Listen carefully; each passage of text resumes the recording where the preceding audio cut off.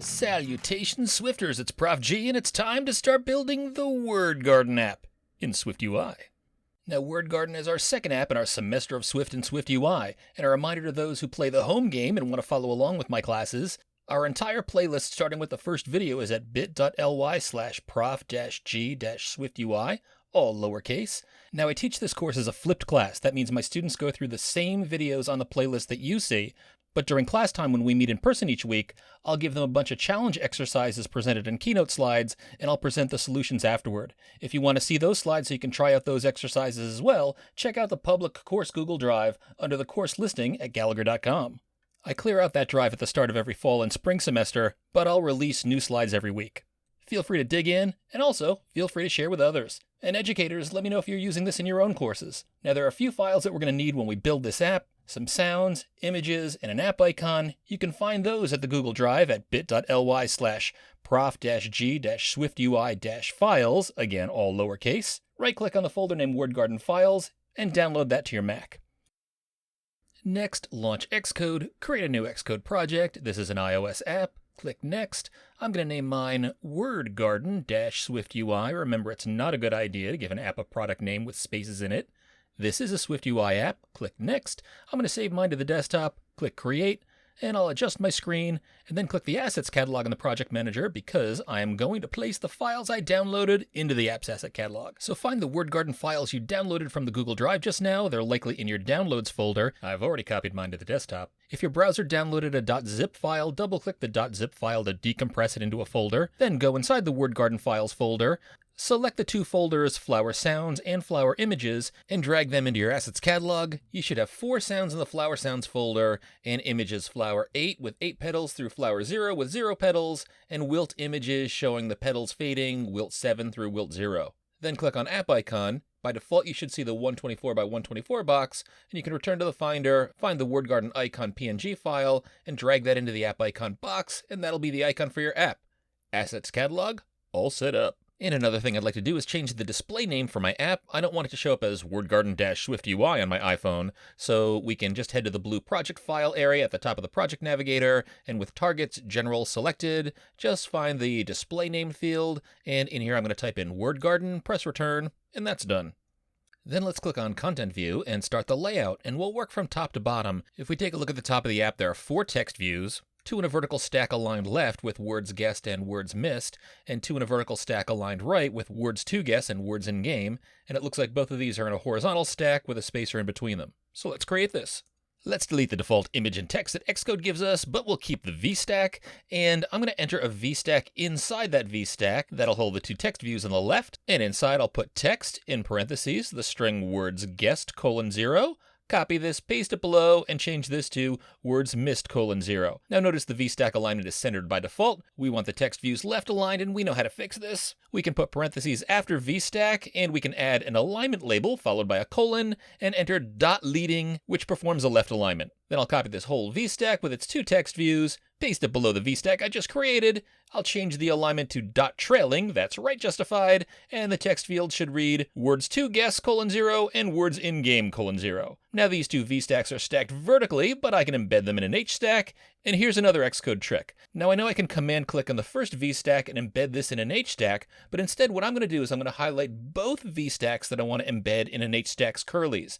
Then I'm going to type an open curly. Xcode will position that open curly above the selection, and it will put a closing curly below the selection, and it will indent the selection inside the curlies. So now all I need to do is type the keyword H-stack in front of the open curly. This is just another quick way to enclose things between characters. This also works if you highlight text and enter an open parentheses. Xcode will enclose the selection in parentheses, or you can make a selection and type a double quote, and Xcode will enclose this in double quotes and turn it into a string. Another super useful Xcode tip. Now we'll also add a spacer between the VStacks and a spacer at the end of the H-stack. Looks good. Now inside the strings in our text label, we don't want to have the literal 0 in here. Why don't we create variables for those? So remember, we set up our state variables just below where the content view is declared. So up top, we'll add @state private var words guessed = 0, and also @state private var words missed = 0. And also let's create an array of strings to hold the words that we want to guess. We'll say @state private var words to guest equals, and then in between square brackets, the strings Swift, dog, cat, and you can put whatever words you want in here. Now we'll also be writing this app to assume that all the words are just capital letters, no spaces, no other characters, no lowercase, and we're going to eventually write rules to prevent the user from making a guess of anything that isn't a capital letter. Then in our words guessed text field, we'll replace the 0 with string interp words guessed, and below that we'll replace the 0 for words missed with string interp words missed.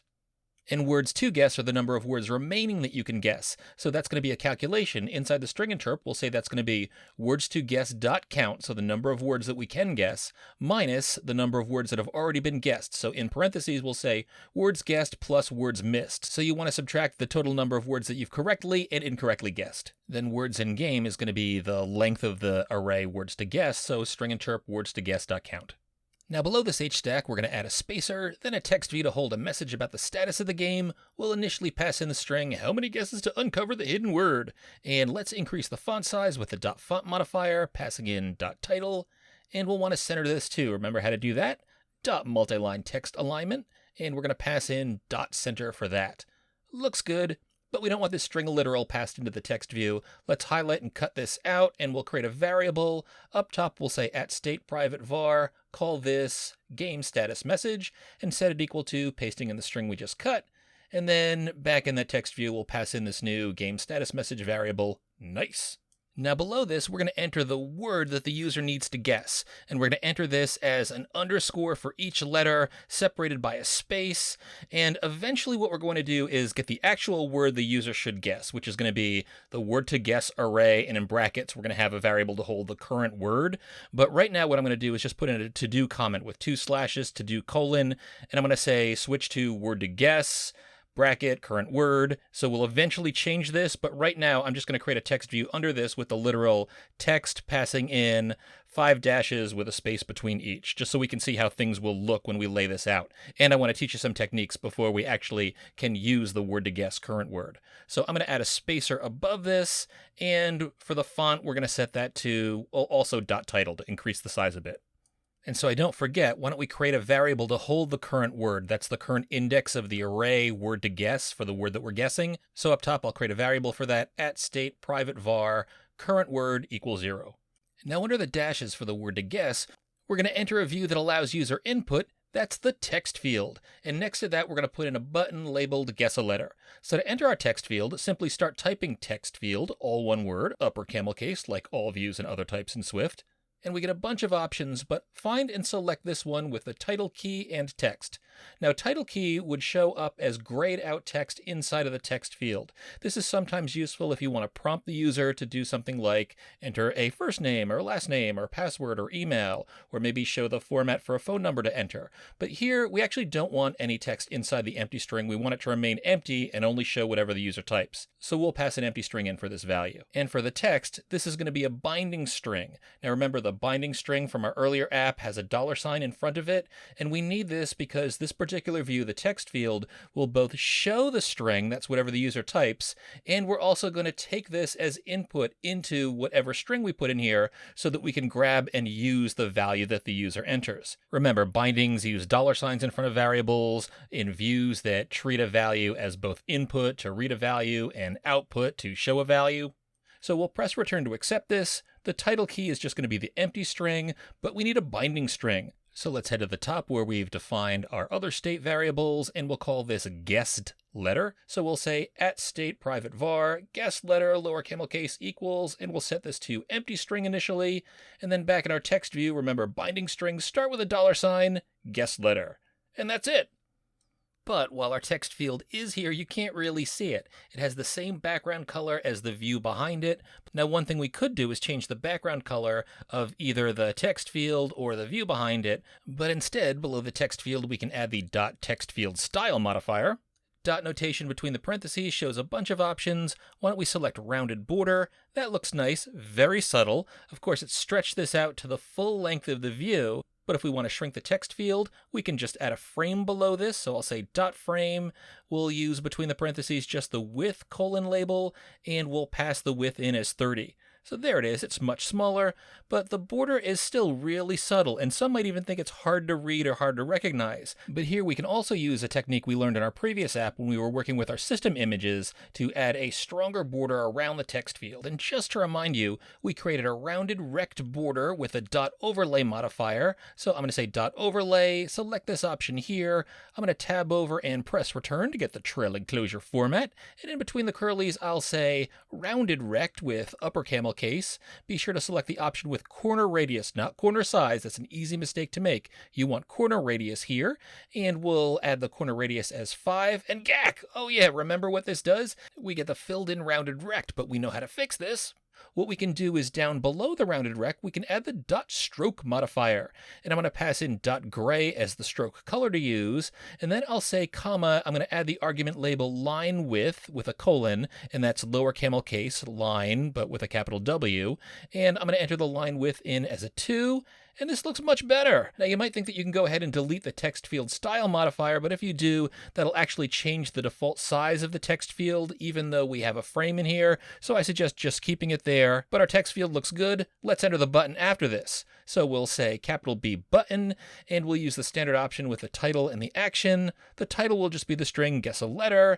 I'll tab and press return to get the trailing closure format that I like so much. And in here, I'm going to put a to-do comment that just says guess a letter button action here. And I'm going to set this button style to just bordered. That gives us the gray button with the blue tint, but I'm going to set the tint modifier, passing in mint, which I think looks nice with our spring-like word garden theme. And now the text field and the button should both be in an H stack. So I'll highlight the code for both of these views. Then I'll type the open curly, and with our cool new Xcode trick, we see that wraps these both in curlies. It indents our code, so I just have to put H stack in front of the frontmost curly, and this is looking good. Now let's add our image below this. So we'll say image with a capital I, and I'm going to pass in the string flower8, all one word, lowercase. But we also need to set .resizable and .scale to fit under this. Now this looks nice, but I think it would look even cooler if the flower looked like it was growing out of the bottom of the phone. So I'd like to ignore just the bottom of the safe area. Remember, we learned about the safe area in our prior app. Well, we can do this by making safe area modifications to the outermost view. That's this V stack, which I'll collapse using code folding so it's easier to see, just the V stack. And we actually don't want the padding modifier in here, so I'll delete that, but I'm going to enter the modifier ignores safe area. And take a look in code completion. We see there's an optional input attribute here, edges colon with a lowercase e. So we want to use that. In between parentheses, I'm going to enter edges colon, and I'm going to follow that with dot, and I get a bunch of different options in here. I'm going to select dot bottom, and will you look at that? We're just ignoring the bottom of the safe area, giving us just the look we want. Nice! Now I'll unfold the V-stack, and if we take a look at the preview, I do want to add some padding. I want to add just horizontal padding to the upmost H-stack, so I'll say dot padding, and in between the parentheses I'll pass in dot horizontal. Remember, we learned that technique in the previous app too. And for the text view, for game status message, I'm going to add the standard amount of padding below that, so dot padding with nothing between the parens. Looking good? And you know, for our image, we entered a literal string in here. Let's cut this out and then create a variable for this. So up top, we'll call this variable image name, lower camel case, and we'll declare this with @state private var image name, and we'll initialize this with equals, pasting in the string flower8, and then down below in the image, we'll just use image name in here between the parentheses. Now, if you take a look at the images of the app, you see the interface actually changes depending on the state of the app. When a letter can be guessed in a word, the user can enter a letter in the text field and click the Guess a Letter button. But when they're done guessing a word, the text field and the Guess a Letter button are hidden, and this Another Word button shows up, asking the user if they want to try another word. So we need our view to respond to these two different conditions, and we're going to use an if-else condition inside our view to achieve this. But first, let's create this Another Word button. Then I'll show you how you can show or hide these different portions of your interface. So below the H stack with a text field and the button, we'll add a new button, and we'll give this title Another Word, and for the action I'll just press return for trailing closure format, and I'll enter a to-do comment in here, Another Word button action here, and just to distinguish this button from the other button, I'm going to set its button style to border prominent in this case, but I'll also set its tint to mint. You see the difference between these buttons? And now to show or hide portions of our interface, I'm going to head up to the area where we declare our variables, and I'm going to create a new Boolean value named playAgainHidden. And I'm going to set this initially to be true. So our another word button is also our play again button. So we play another word, and we're initially going to set this to be hidden. Then down in our code, I'm going to add an if statement starting just in front of the H stack. I'll say if playAgainHidden, open curly, and then close curly after the H stack. So if playAgain is hidden, we're going to show that H stack. But after that close curly, I'm going to say else, open curly, and then I'm going to close curly after the another word button, which is our play again button. And now look at our user interface. See how our play again button, the another word button, is now hidden? Nice! And just to test out our ability to show and hide these parts of the interface, I'm going to write some code here that we'll eventually delete. But in the button action for guess a letter, I'm going to enter playAgainHidden equals false. So this should show the play again button, another word button. And since we won't reach the if condition, this should also hide the two views in the H stack.